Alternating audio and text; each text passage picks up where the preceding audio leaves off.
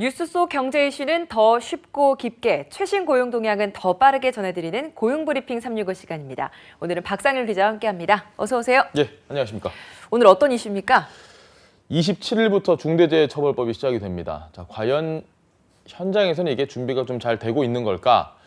최근에도 한국전력의 하청업체 노동자의 비극적인 죽음의 이면이 알려지면서 고용노동부가 이례적으로 강도 높은 조처를 하고 있습니다. 위험의 외주화에 따른 계속된 비극의 반복적인 이런 문제들 대체 어떻게 해야 될까요? 이슈픽에서 자세히 알아보겠습니다. 네, 대체 언제쯤이면 이런 안타까운 뉴스들이 사라질까라는 생각이 늘 드는 부분입니다. 지난해 11월에 세상을 떠난 청년의 죽음도 결국은 이 기본적인 안전 조치가 잘 지켜지지 않았던 그 문제였잖아요. 네, 그렇습니다. 설명을 좀 다시 드리면 이 한국전력의 하청업체 노동자 38살 김다운 씨가 무려 22,000V 특고압 전류에 감전돼 숨졌습니다. 네. 사고 당시 김 씨는 10m가 넘는 전봇대에 혼자 올라가서 전선 연결 작업을 했습니다. 한국전력의 안전 규정을 보면요. 고층 전기 작업 현장에서는 추락 방지용 안전줄이 아니라 활선차를 쓰도록 하고 있습니다. 네. 작업자가 전봇대에 매달릴 필요도 없고 차체에는 전기도 통하지 않기 때문에 그야말로 안전을 보장해 주기 때문입니다.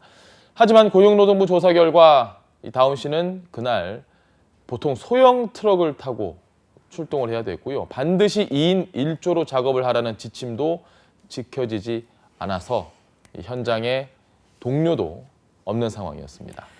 사실 지금 말씀해 주신 것만 해도 지켜지지 않은 안전수칙이 굉장히 큰 것들인데 예.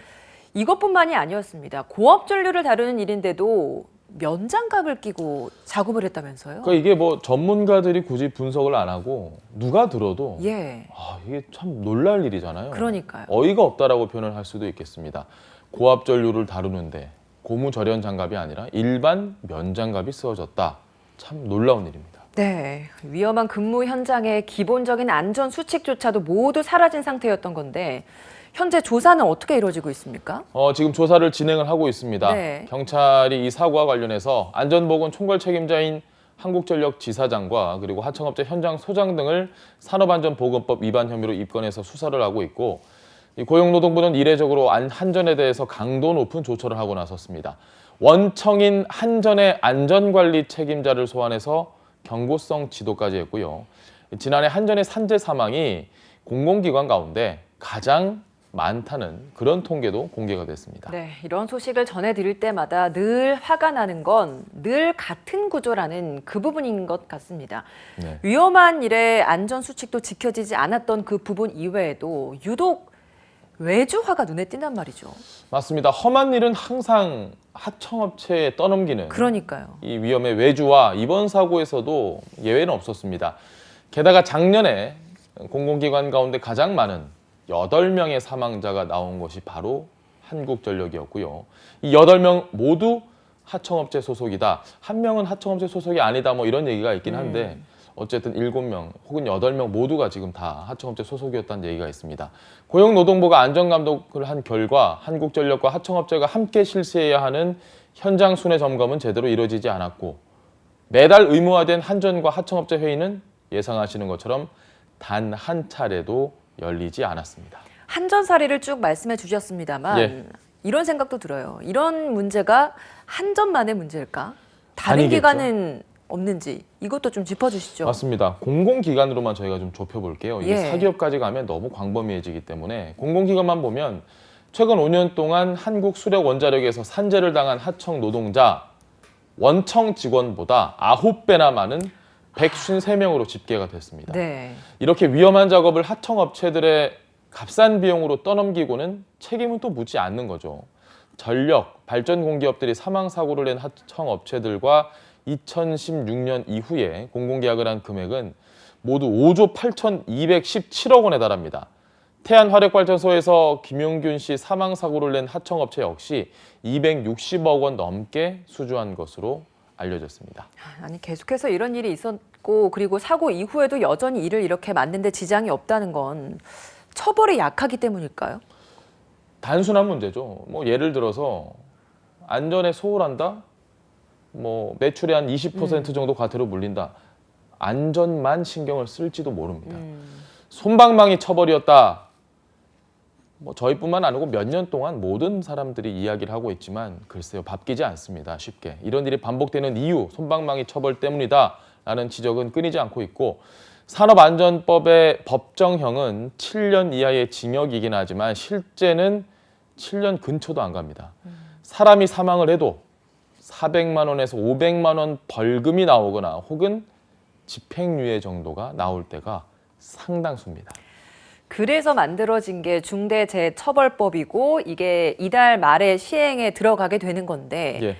이게 이달 말부터 시행되면 조금은 달라질까요? 이 한전사고 저희가 지금 계속 얘기를 하고 있는데요. 네. 만약에 이 중대재해처벌법 시행 이후에 이런 일이 발생을 했다면 어땠을까? 안경덕 고용노동부 장관이 이 중대재해처벌법이 적용이 됐다라고 하면 한전 사장도 처벌을 받을 수 있다라고 한전 사장과의 통화에서 그런 얘기를 했다고 기자들에게 언급을 했습니다. 네. 그러면서 이 법안이 예방이 목적이긴 하지만 경영 책임자가 유해 위험 요인을 방치해서 사망에 이르렀을 땐 엄중히 처벌해야 한다고 강조를 했습니다. 자, 의지는 이렇게 있는데 여전히 중대재해법 적용을 어디까지 적용을 하느냐, 이 적용 범위나 또 처벌 수위 등에서 좀 후퇴를 해서 실효성이 떨어진다는 지적도 많이 나오는 만큼 이 산업안전사고에 대한 경각심을 끌어올려야 한다라는 생각들도 많이 있을 겁니다. 네, 당장 많은 기업이 중대재해처벌법 시행에 준비가 좀 덜 되지 않았나라는 느낌도 많이 드는데요. 이번 사고가 있었던 한전도 후속 조치를 내놓고 있지 않습니까? 한전은 올해 안전관리 담당 인력 120명 정도를 더 확충하기로 했습니다. 현재 수준의 44% 정도인데 하지만 아직까지 이 인력이 구체적으로 어디서 어떤 일을 맡게 될지는 정해지지 않았습니다. 또 안전 담당 기술자를 추가 투입하기 위한 비용 지원 체계도 마련하기로 했습니다. 산업안전보건법에 따르면 80억 원 이상 규모의 공사부터 안전관리자를 선임을 하게 돼 있는데요.